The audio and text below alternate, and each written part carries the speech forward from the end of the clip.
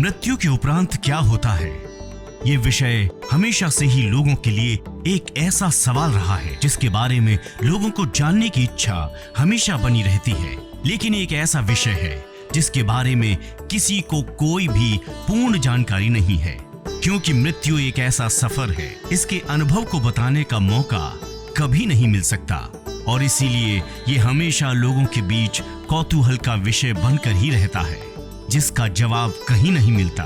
उसका जवाब हमारे शास्त्रों में लिखा हुआ है, वो भी सभी प्रमाणों के साथ। इसलिए हम जानने की कोशिश करेंगे कि गरुड़ पुराण में मृत्यु के बारे में क्या लिखा है। कहां जाती हैं आत्माएं, क्या होता है मरने के बाद, आखिर मृत्यु क्या है, ऐसे कई सवाल हम सभी के जहन में कभी ना कभी कौंधते ही रहते हैं। मृत्यु के विषय में दुनिया भर में अलग अलग तरह की बातें और मान्यताएं प्रचलित हैं। इस तरह की मान्यताओं व अवधारणाओं में से अधिकांश काल्पनिक ही हैं, मनगढ़ंत एवं झूठी हैं। लेकिन समय समय पर दुनिया में ऐसे ही तत्वज्ञानियों एवं योगियों ने जन्म लिया है, जिन्होंने अपने जीवन काल में ही इस महत्वपूर्ण गुत्थी को सुलझा दिया है। जीवन का ना तो कभी प्रारंभ होता है और ना ही कभी अंत। लोग जिसे मृत्यु कहते हैं वो मात्र उस शरीर का अंत है जो प्रकृति के 5 तत्वों पृथ्वी, जल, वायु, अग्नि और आकाश से मिलकर बना है। इस सच से हम सभी परिचित हैं। लेकिन मृत्यु के पश्चात जब शव को अंतिम विदाई दी जाती है तो ऐसे में आत्मा का क्या होता है, ये अभी तक एक रहस्य ही बना हुआ है। पाप पुण्य के होते हैं हिसाब। गरुड़ पुराण के अनुसार जब आत्मा शरीर छोड़ती है तो उसे 2 यमदूत लेने आते हैं। मानव अपने जीवन में जैसा कर्म करता है, यमदूत उसे उसके अनुसार अपने साथ ले जाते हैं।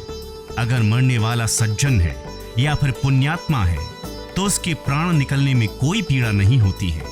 लेकिन अगर वो दुराचारी और पापी हो तो उसे प्राण निकलते समय बहुत पीड़ा सहनी पड़ती है।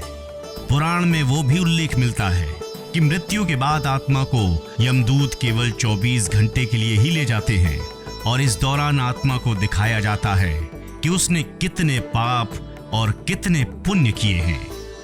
उसके बाद आत्मा को फिर से उसी घर में छोड़ दिया जाता है जहां उसने शरीर का त्याग किया था। 13 दिन के उत्तर कार्यों तक वो वहीं रहता है। इसके बाद वो फिर यमलोक की यात्रा करता है।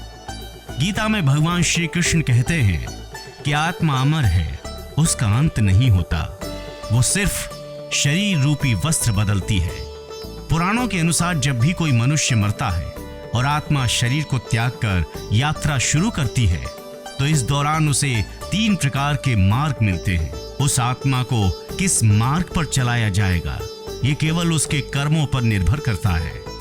किस रास्ते आत्मा जाती है, स्वर्ग व नरक, ये 3 मार्ग अर्ची मार्ग, धूम मार्ग व उत्पत्ति विनाश मार्ग हैं। अर्ची मार्ग ब्रह्मलोक व देवलोक की यात्रा के लिए होता है, वहीं धूम मार्ग पितृलोक की यात्रा पर ले जाता है और उत्पत्ति और विनाश मार्ग नरक की यात्रा के लिए ले जाता है। आपको ये वीडियो कैसा लगा जरूर बताएं कमेंट सेक्शन में। नमस्कार।